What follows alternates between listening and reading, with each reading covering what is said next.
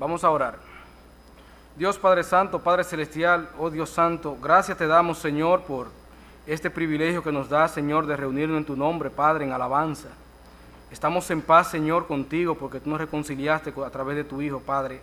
Gracias por ese regalo de la salvación. Permite, Señor, que esta noche sea de bendición para cada uno de nosotros, que este texto, Señor, nos confronte, Padre, y nos ayude a crecer en el conocimiento de tu Hijo, Señor, y produzca una renovación en nuestras vidas. Guíanos, Señor, en este tiempo, y te lo pedimos en el nombre de tu Hijo amado, Cristo Jesús. Amén. Pues bien, mis hermanos, acompáñenme, por favor, al libro de los Efesios, capítulo 4. Continuamos con el libro de los Efesios, y estamos hablando de la parte práctica del libro de los Efesios. Cómo vivir nuestra vida en esta tierra. Vamos a ver hoy los versículos del 17 hasta el 24. Cuando en las pasadas intervenciones pudimos ver del capítulo 4 dos secciones, la primera sección que fue del 1 al 6, pudimos aprender ahí cómo debemos comportarnos como pueblo, dentro del pueblo de Dios, resaltando lo que era la mansedumbre, la humildad y el amor como un tema principal para que podamos tener la paz que Dios espera de nosotros. En la segunda parte vimos cómo Dios ha derramado sus dones para nosotros y pusimos hincapié en los dones especiales que puso para que la iglesia pueda ser dirigida, como los dones apostólicos, los dones de profetas, los dones para pastores y para maestros. Y vimos, eso fue lo que vimos la otra vez. Hoy veremos cómo debe ser nuestro andar en el mundo y cómo evitar las influencias malignas de este en nuestras vidas. Sabemos que estamos dentro de este mundo, a pesar de que si somos cristianos, no pertenecemos a él y por lo tanto estamos bajo la influencia de él. Vamos a leer desde el versículo 17. Esto pues digo y requiero en el Señor, que ya no andéis como los otros gentiles que andan en la vanidad de su mente, teniendo el entendimiento entenebrecido, ajenos de la vida de Dios por la ignorancia que en ellos hay, por la dureza de su corazón, los cuales, después que perdieron toda sensibilidad, se entregaron a la lascivia para cometer con avidez toda clase de impureza. Mas vosotros no habéis aprendido así a Cristo, si en verdad le habéis oído y habéis sido enseñados por él, conforme a la verdad que está en Jesús. En cuanto a la pasada manera de vivir, despojaos del viejo hombre que está viciado conforme a los deseos engañosos, y renovaos en el espíritu de vuestra mente, y vestíos del nuevo hombre, creado según Dios, en la justicia y santidad de la verdad. Vemos acá al apóstol Pablo cómo está recurriendo en el mismo versículo 17, nos vuelve a dar una exhortación y nos vuelve a establecer una demanda, la demanda de cómo debemos andar en esta tierra. Y vemos que él apela tanto a su autoridad apostólica, él lo requiere, pero también lo hace en el Señor, diciéndonos que lo que está diciendo no es que está algo que sale de su propia mente, sino que tiene la autoridad de Dios. Y recordemos que estas palabras fueron inspiradas por el Espíritu Santo. Entonces, como todo padre, nuestro Padre Celestial se encarga de orientar a sus hijos. Cuando yo leí este pasaje, inmediatamente recordé en mi infancia, cuando mis padres siempre me decían, no te juntes con fulanito, o no te juntes con perencejo. Y uno generalmente respondía en su actitud rebelde y preguntaba el por qué, o sencillamente cuestionaba, pero ellos son buenas personas. Y es posible que también los otros padres dijeran lo mismo a los otros amiguitos de uno sobre nosotros. Pero lo que vemos es que cada padre trata de cuidar a sus hijos de la influencia de aquellos que considera que son un peligro para ellos. Y es que nosotros, como dije ahorita, aunque estamos en este mundo, no pertenecemos a este mundo, pero nuestra naturaleza permite que seamos influenciados fuertemente por este mundo. Y las premisas sobre las cuales se basa Pablo para hacer esta petición es que, primeramente, ya no somos parte de este sistema de cosas. Nosotros fuimos ya arrancados de este mundo y fuimos colocados en el reino de Cristo. fuimos también liberados del poder del pecado. Por lo tanto, tenemos ya la capacidad de poder vivir de acuerdo a otros criterios y no a los criterios del mundo. Y vemos también que ahora pertenecemos a Dios por medio de Jesucristo y por lo tanto, como estamos ya bajo la soberanía y bajo el cuidado de Jesucristo, tenemos entonces que buscar las cosas que vienen de Él y no las cosas que vienen del mundo. Como le dije ahorita, generalmente cuando el papá de uno le llamaba la atención sobre esas cosas, uno siempre preguntaba el por qué. Y Dios entiende esas cosas. Siempre queremos saber un por qué. Y como personas, como un Dios amoroso, Él se preocupa porque entendamos ese por qué. Y es lo que vemos que en ese mismo versículo 17, Él empieza a describirnos la característica que tiene el gentil, que en este caso yo le voy a llamar el incrédulo o el inconverso, para que no creamos que estamos hablando de Efesios, estamos hablando de nosotros, de nuestra congregación, de nuestro pueblo, de nuestro país, de nuestra sociedad. Entonces, Él se encarga de mostrarnos cuál es la vida del incrédulo a los fines de que evaluemos en base a esa vida si debe ser un modelo a seguir, si debe ser el parámetro por el cual nosotros debemos guiarnos. Y lo primero es que nos dice en el versículo 17, es que el incrédulo anda en la vanidad de la mente. Lo vemos como dice, ya no andéis como los otros gentiles que andan en la vanidad de su mente. El incrédulo solamente busca cosas vanas, cosas sin valor, cosas perecederas, cosas terrenales. Y esas cosas terrenales pueden ser no necesariamente malas en sí mismo, pero en el momento en que él lo coloca como lo único importante en su vida, ya inmediatamente esa cosa se convierte en algo dañino para él. Pero es en eso en lo que el incrédulo pone sus ojos. Eso puede ser como la búsqueda de reconocimiento, puede ser la búsqueda de poder, el cual pasa, lo vemos en lo político, como hoy son los grandes hombres adorados y venerados, y como 2 o 3 años después son los pisoteados y son los perseguidos. Ahora mismo vemos el ejemplo de lo que pasó en Guatemala, como el presidente en la mañana era presidente y ya en la tarde estaba en la cárcel. Y ese señor invirtió muchas horas, quizás pasó hasta muchas hambres en esas campañas, buscando ese poder que luego se le fumó de un momento a otro. Entonces, la búsqueda del placer también, lo cual también es algo vano y pasajero. Esas son de las cosas en las cuales se enfoca el incrédulo. Y vemos que el incrédulo hace eso porque tiene el entendimiento entenebrecido. Es lo que vemos a partir del versículo 18. El pecado afecta el modo de pensar de la persona incrédula. El pecado toma dominio de él y también le afecta en las decisiones que debe tomar. Y siempre toma las decisiones en base a impulsos, no en base a un razonamiento lógico producido por el único que tiene la sabiduría, que es Dios. Entonces, esta ceguera espiritual del incrédulo no le permite ver ni siquiera su propia condición de perdido. Y tú lo ves como cuando tú hablas con una persona inconversa, como generalmente te hablan de una manera tal que ellos te muestran que ellos creen que están bien. Se sienten tranquilos, se sienten gozosos. Tú lo ves a ellos muy felices exteriormente, pero con un gran vacío por dentro, el cual no pueden llenar. Y ese vacío es lo que ellos tratan de llenar con esas cosas vanas. Los incrédulos moran en tinieblas y las tinieblas moran en ellos. No solamente es que están en tinieblas, sino que también Satanás tiene control de ellos. Otra característica que vemos del incrédulo, lo vemos en el mismo versículo 18, es que están ajenos a la vida de Dios. O sea, no es que ellos están alejados, sino que sencillamente están contrarios a lo que es la vida de Dios. Están completamente separados de Dios. Sus pecados los han convertido en enemigos de Dios y los dejan sin esperanza para con Dios. Entonces, ese no debe ser el modelo que debe seguir un cristiano. Ese no debe ser el patrón por el cual el cristiano debe vivir. Recuerden, no viváis como los gentiles. Y esto es como consecuencia de que en su ignorancia, a causa de la dureza de sus corazones, ellos rechazan a Dios. No quieren someterse a Él, no lo intentan siquiera. Y por lo tanto, ellos son responsables de su propio destino. Al ellos rechazar a Dios y entregarse a su pecado, eso lo lleva a ellos a que su corazón cada vez se vaya endureciendo más y más y más y más.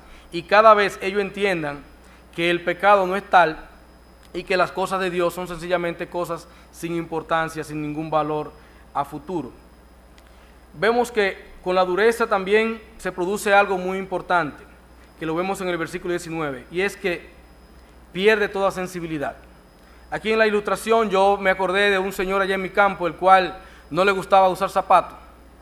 Y era increíble, ese hombre andaba por cualquier terreno descalzo y no había forma de que una espina se le penetrara en la cachaza que había desarrollado. ¿Por qué? El tanto exponerse al pecado, el tanto exponerse, te va creando una costra que se va endureciendo en tu corazón, el cual no va a permitir que la palabra de Dios pueda penetrar. Y eso es parte de las consecuencias funestas que tiene el incrédulo por la vida que lleva. Entonces, también vemos que el incrédulo no solamente es que pierde la sensibilidad, sino que se acostumbra tanto a ella que se siente cómodo con ella, se siente cómodo con su vida inmoral. Y usted lo ve todos los días, ustedes solamente tienen que pasar por un colmadón para que ustedes vean a la gente cómo está gozando con lo que está haciendo. Ustedes lo ven con los bailes que tienen, ustedes lo ven con borrachos, y ustedes lo ven a ellos con una sonrisa de oreja a oreja, porque sencillamente ellos están deleitándose en su pecado. Y ese endurecimiento, esa falta de sensibilidad, lo lleva a ellos a entregarse, a entregar todo su cuerpo a todo tipo de pecado, incluyendo la lascivia. La lascivia es un deseo y una actividad sexual exacerbados, es una propensión a los deleites carnales. Se trata de un deseo sexual, de una lujuria sin control. Esto que estoy diciendo últimamente son la definición del diccionario, y denota un exceso, una licencia, una ausencia de freno, una indecencia, una disolución. O sea, la persona cuando se endurece su corazón, ya él se entrega al pecado, pero ya hace del pecado un deporte, y ya trata de hacerlo cada vez de una manera más rampante. Y uno de los pecados en los cuales siempre cae esa persona es en los pecados sexuales. Se entrega sin freno a esos pecados. Vemos que ese es el mismo patrón que Pablo nos describe a nosotros en el libro de los Romanos, en el capítulo 1. Cómo nos muestra cómo los hombres, después que desechan a Dios, Dios lo entrega a una mente reprobada, y cómo esa mente reprobada lo lleva a ellos a cometer todo tipo de pecados, sobre todo los pecados sexuales, y por eso habla de que se entregan unos a otros. Ahí se habla del pecado de la homosexualidad, lesbianismo y todo ese tipo de pecados, productos de que son personas que sencillamente han entregado su vida al control de los deleites carnales. Y por eso el Señor nos dice que no debemos andar como ellos. Así como mi papá me decía, no debe andar con fulanito porque a su papá no le importa lo que él haga, no debe andar con fulanito porque su boca es un malcriado, un desobediente, no debe andar con fulanito porque le gusta meter la mano, no debe andar con fulanito porque le gustan los vicios. Asimismo, el Señor aquí nos está diciendo, no debe andar como fulano porque fulano, el patrón de él es este.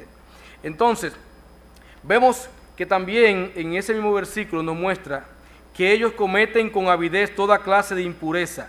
Cuando hablamos de avidez, lo hacen con codicia, lo hacen con buscando un deseo de beneficio, lo hacen como buscando hacerlo de la mejor manera, mostrar que ellos son los mayores poseedores de esa condición pecaminosa. Se sienten orgullosos de eso. Y uno lo ve eso cuando ellos empiezan a hablar, por ejemplo, el que está entregado al alcoholismo, cómo hace alarde de que se bebieron tantos potes, el hombre mujeriego, cómo hace alarde de que ha tenido tantas o cuantas mujeres, o que ha tenido, o sea, ellos hacen de eso algo para ellos exhibirlos. Ellos se sienten felices, orgullosos de la vida que están llevando. Entonces, por eso podemos ver que cuando hablamos de avidez, dice que lo hacen de una manera intensa, una manera, o sea, que no es algo que el pecado lo arrastra a ellos, es que ellos sencillamente, ellos buscan el pecado. En su naturaleza está buscar el pecado y practicarlo. Y vemos que hacen toda clase de impureza, impurezas acatarsia, eso es inmundicia, denota una suciedad física o moral. Entonces, esa es la vida del incrédulo. En unos se ve mucho más evidente, porque lo hacen más a la clara, en otros sencillamente lo hacen en su corazón. Pero al fin y al cabo, todo lo que hace el incrédulo lo hace buscando satisfacer su propia carnalidad, porque vive en la carne. Pero entonces nos preguntamos nosotros, si así vive el incrédulo y nos manda a que no vivamos como el incrédulo, ¿cómo debe ser nuestra vida? ¿Cómo debemos nosotros andar? ¿Cuál debe ser nuestro andar en este mundo? Y lo primero que tenemos que ver es que tenemos un patrón. Todos los creyentes debemos tener los ojos puestos en Cristo y su obra por nosotros y en nosotros. Eso es lo que vemos en los versículos 20 y 21. Mas vosotros no habéis aprendido así a Cristo, si en verdad le habéis oído y habéis sido por él enseñados, conforme a la verdad que está en Cristo.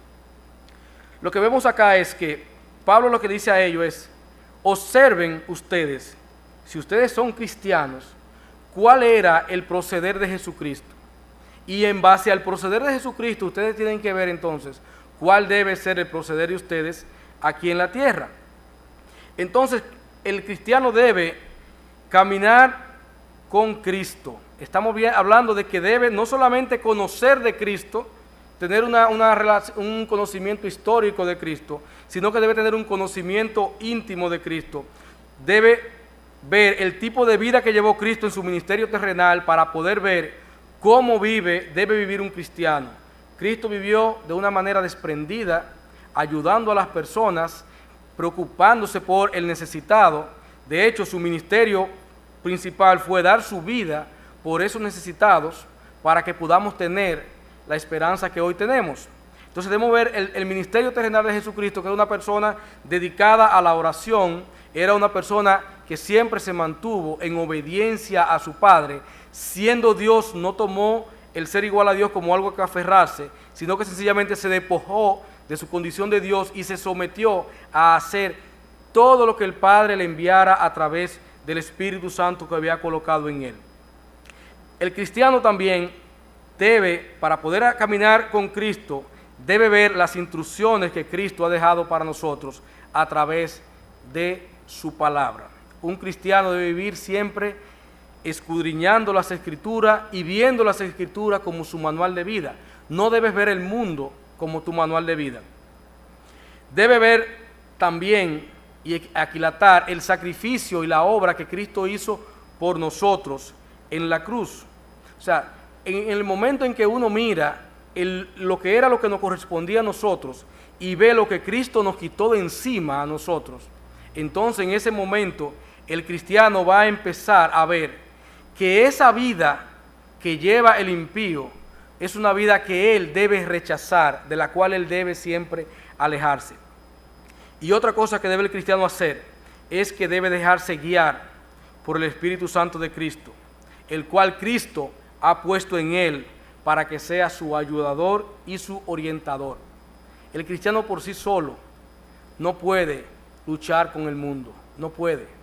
En este momento en que nosotros estamos reunidos aquí, les aseguro que posiblemente que hay una cantidad de personas quizás idéntica a la que hay reunidas orando, alabando al Señor, que ahora mismo están trabajando en campañas publicitarias, estudiando filosofía, estudiando psicología, estudiando cómo manipular a las personas para que hagan lo que ellos quieren. Entonces el cristiano por sí solo no puede llevar esa lucha, tiene que hacerlo de la mano de Cristo a través del Espíritu Santo que Él ha puesto en nosotros.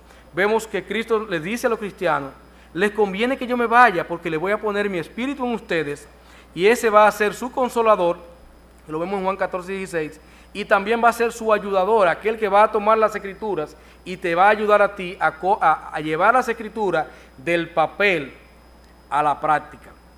Entonces, un cristiano, para poder tener una vida productiva, una vida que sea acorde con lo que Dios espera de él, necesariamente tiene que quitar la vista de cómo vive el mundo y poner sus ojos siempre en Jesucristo.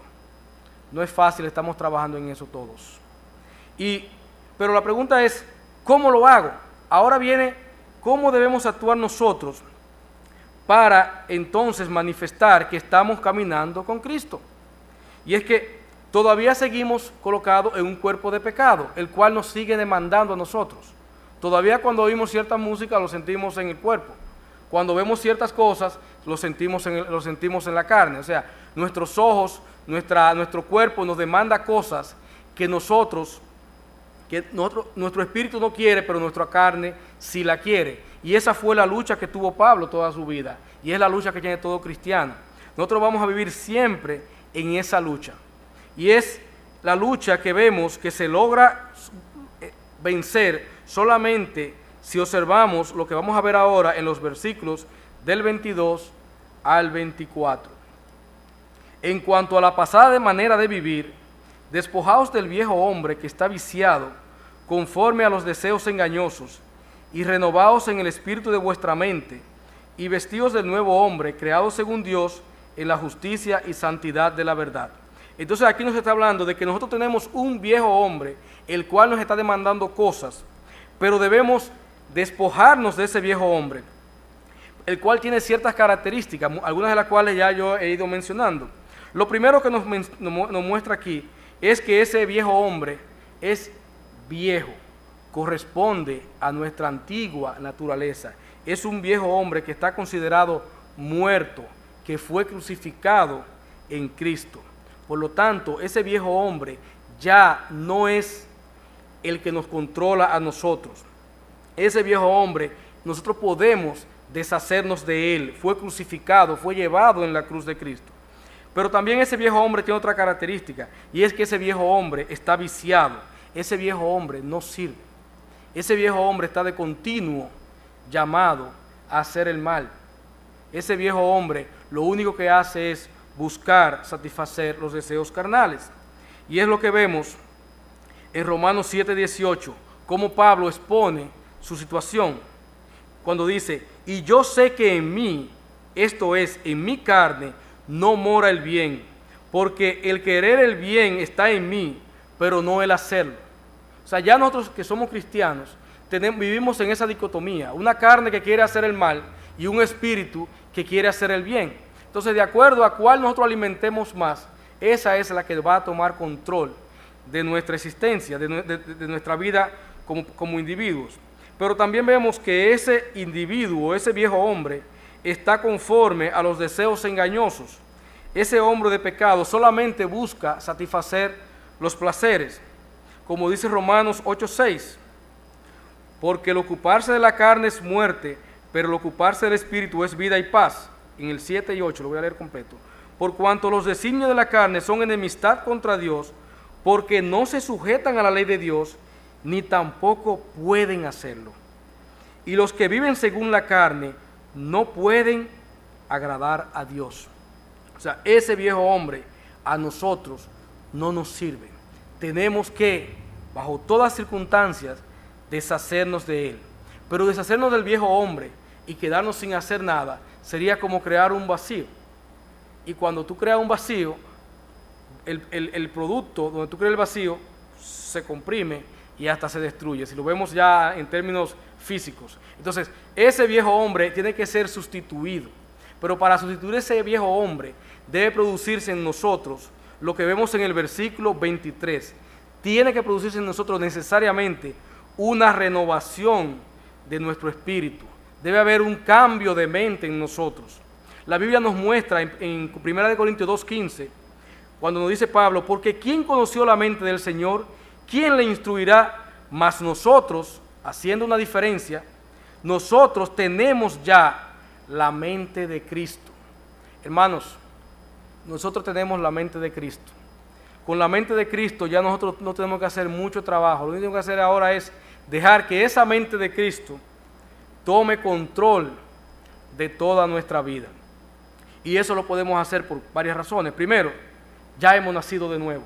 El viejo hombre ya fue crucificado. Segundo, somos nuevas criaturas. Cuando habla de renovado, no está hablando de que fue restaurado. No estamos hablando de tomar este mueble y arreglarle algo. Estamos hablando sencillamente de hacer una nueva criatura. Así como el hombre fue hecho una nueva criatura cuando Dios sopló su alma viviente, así mismo el hombre es una nueva criatura porque ya en Dios Él es hecho completamente nuevo. Entonces, si somos nuevas criaturas y tenemos la mente de Cristo, entonces esa renovación debe ser algo natural en nosotros. Pues claro, inmediatamente empecemos a luchar en dejar ese viejo hombre que está todavía dejándonos su lastre con nosotros. Y a partir de ahí entonces podemos trabajar en vestirnos de un nuevo hombre, como lo vemos en el versículo 24. Vestidos del nuevo hombre. Vemos ahí un imperativo, no estamos hablando de una sugerencia. Creado según Dios en la justicia y santidad de la verdad. Ese nuevo hombre tiene características que no tienen nada que ver con ese viejo hombre. Dijimos que el viejo hombre era vendido al pecado. Aquí tenemos un nuevo hombre que es creado según Dios. Somos una nueva criatura y por lo tanto tenemos nuevas capacidades. Somos creados en la justicia, o sea, ya nosotros estamos capacitados para actuar justamente para con nuestro prójimo. Tenemos también que hemos sido creados en santidad y en verdad, o sea, podemos estar ya en santidad con Dios, podemos tener comunión con Dios como nuevas criaturas, podemos tener una comunión con Dios que dé fruto y podemos andar ya en la verdad porque somos nueva criatura, tenemos un nuevo manual.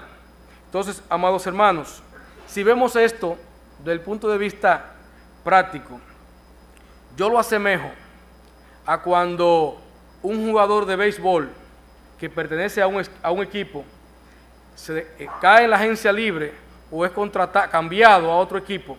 Ese nuevo jugador llega a una rueda de prensa, generalmente llega ensacado, muy bien formal, y cuando está en la rueda de prensa, inmediatamente le colocan una chaqueta, le quitan su saco, le colocan su chaqueta, pero él se queda con su camisa, se queda con su corbata, sigue con su pantalón, sigue con todas sus indumentarias con la cual llegó al sitio. Y ahí vemos entonces una mezcla de el nuevo uniforme que tú vas a utilizar y la vieja ropa que tú tenías. Esa vieja ropa no te va a servir para tú ejercer la función para la cual tú fuiste contratado. Esa vieja ropa se convierte en un obstáculo. Imagínense ustedes un jugador de béisbol que llegue al terreno de juego con saco, corbata, con unos zapatos lisos, ¿verdad? No creo que pueda desempeñar una buena labor. No creo que lo dejen jugar. Entonces, aunque esa persona, el día que fue contratado, el día que fue ya, que pasó salió del Licey y entró a las Águilas, y esa persona, o a cualquier otro equipo, ¿verdad? Esa persona pertenece a ese equipo, pero todavía le queda de la mentalidad dañada del equipo anterior, y también viene con una indumentaria que no le sirve para realizar su nueva función. Entonces, ¿qué debe hacer esa persona? Esa persona ya pertenece a ese nuevo equipo. Ahora él tiene que aprender de la cultura de ese nuevo equipo y despojarse de todas las cosas que lo ataban a él, al otro equipo, y que le servirían como un obstáculo para él desempeñar su nueva función. Ese pelotero tiene que ponerse el uniforme completo. Nosotros como cristianos debemos despojarnos de cada una de esas cosas que representan nuestra vieja naturaleza. Eso es un proceso que nos va a tomar tiempo. Algunos están quizás ahora mismo quitándose la camisa, otros quizás ya van por la media, pero hasta que Cristo venga o hasta que partamos y estemos con Él, siempre va a quedar, aunque sea un pañuelito, con nosotros. Así que no importa la edad, este mensaje es para usted. Debe desechar ese viejo hombre, debe revisarse a la luz de Cristo, mirando a Cristo como su patrón, y entonces empezar a despojarse de aquellas cosas que corresponden a su vieja naturaleza y poner sus ojos en Dios. ¿Me acompañan en esa tarea? Amén. Pues vamos a orar.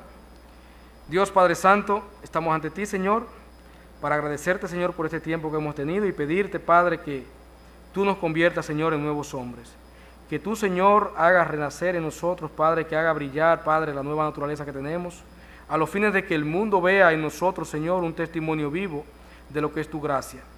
Permite, oh Dios, que seamos luminaria en el mundo, Señor. Que mañana cuando vayamos a la calle, al trabajo, cuando estemos, Señor, en los estudios, reflejemos, Señor, esa nueva naturaleza. Permite, oh Dios, que seamos obreros tuyos, Señor. Que vistamos, Señor, con las ropas, Padre, que tú has preparado para nosotros, a los fines de que podamos servirte, Señor, como tú demandas. Guíanos, Señor, en nuestras vidas, Padre, haznos productivos. En el nombre de tu Hijo amado Cristo Jesús. Amén.